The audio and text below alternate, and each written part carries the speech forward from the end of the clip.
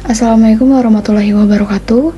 Perkenalkan, nama saya Saskia El Hawa Elianwar dengan NIM 312410304 jurusan Teknik Informatika kelas C2. Di sini saya akan menjelaskan tentang percabangan dan perulangan bahasa pemrograman Python. Apa itu percabangan? Percabangan dalam Python adalah proses menjalankan serangkaian perintah dari atas ke bawah untuk memutuskan apakah suatu kondisi terpenuhi atau tidak. Dan di sini ada macam-macam percabangan. If atau if, percabangan if digunakan saat terdapat satu pilihan keputusan. Percabangan ini digunakan untuk mengeksekusi program jika kondisi bernilai benar atau true, dan jika kondisi bernilai salah atau false, maka statement atau kondisi if tidak akan dieksekusi.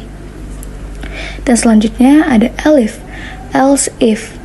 Elif atau kependekan dari else if adalah suatu percabangan setelah if. Sama seperti if, elif akan menjalankan kode program di bawahnya jika kondisi dalam blok if atau elif sebelumnya tidak terpenuhi atau bernilai false, dan kondisi pada blok elif tersebut terpenuhi.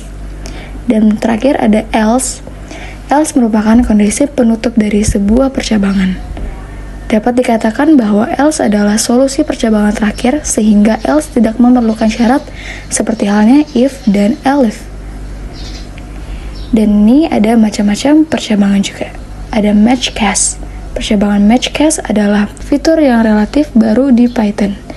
Diperkenalkan pada Python 3.10 yang memberikan cara yang lebih elegan dan ringkas untuk melakukan perbandingan nilai dan mengeksekusi kode yang sesuai. Cara kerja match case, secara umum, match case bekerja dengan membandingkan suatu nilai dengan berbagai pola yang telah ditentukan. Jika nilai tersebut cocok dengan suatu pola, maka blok kode yang terkait dengan pola tersebut akan dieksekusi. Contoh if atau if. Yang pertama, ada program meminta pengguna untuk memasukkan sebuah angka. Dan langkah kedua, if akan %2 sama dengan 0, mengecek apakah angka tersebut habis dibagi 2 atau genap. Dan yang ketiga, jika kondisi true, benar, maka program menampilkan bahwa angka tersebut adalah bilangan genap. Selanjutnya ada contoh if else.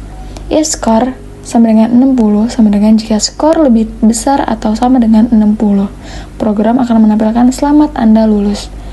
Dan else, jika skor kurang dari 60, maka program akan menampilkan maaf, Anda tidak lulus. Selanjutnya ada contoh if, elif, dan else. Yang pertama ada if score sama dengan 85.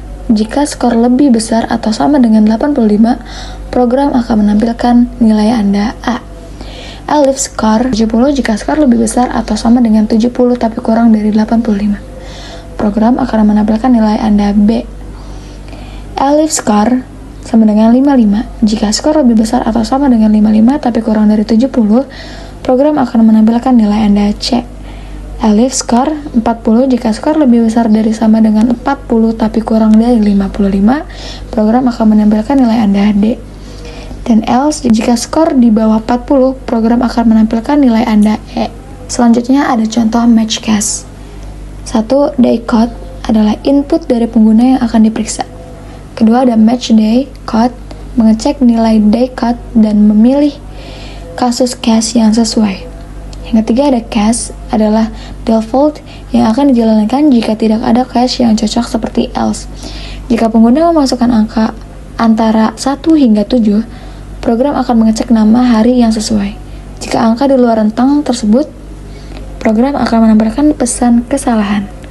Dan selanjutnya, apa itu perulangan? Perulangan dalam bahasa pemrograman Python adalah sebuah konsep di mana satu atau lebih baris kode dijalankan secara berulang-ulang hingga suatu kondisi tertentu terpenuhi. Ini sangat berguna ketika kita ingin melakukan tugas yang sama berulang kali tanpa harus menulis kode yang sama berulang kali. Dan macam-macam perulangan ada for loop, pengulangan eksekusi blok kode pada suatu urutan sebanyak jumlah kali tertentu. Perulang for termasuk dalam code loop ketika sudah jelas berapa kali ia akan mengulang. Dan selanjutnya ada while loop, mengulang eksekusi blok kode hingga kondisinya benar yang tidak pasti. Perulangan while akan berlangsung selama kondisi yang diberikan menghasilkan nilai true dan akan berhenti ketika kondisi tersebut menjadi false. Macam-macam perulangan ada else, break, dan continue. Yang pertama, else. Blok ini dapat ditambahkan pada for maupun while yang akan dieksekusi ketika kondisi pada while loop menjadi false atau elemen list pada for loop sudah habis. Kedua, ada break. Keyword break berfungsi untuk menghentikan total iterasi walaupun kondisi pada while loop masih true atau elemen pada for loop masih ada. Dan yang ketiga, ada continue. Keyword continue akan menghentikan eksekusi sisa blok untuk iterasi yang sedang berjalan dan melanjutkan lagi proses untuk iterasi berikutnya. Ada contoh for loop. Contoh for loop ini seperti for in range 1,6 sama dengan perulangan ini menggunakan fungsi range 1 dan 6 yang menghasilkan angka mulai dari 1 hingga 5. Angka 6 tidak termaksud. Variabel i akan menghasilkan atau mengambil setiap nilai yang dihasilkan oleh range dimulai dari 1 hingga 5. Yang kedua ada print atau i. Di setiap iterasi program akan mencetak nilai i ke layar. Contoh while loop. Yang pertama ada variabel i diinisialisasi dengan nilai 1.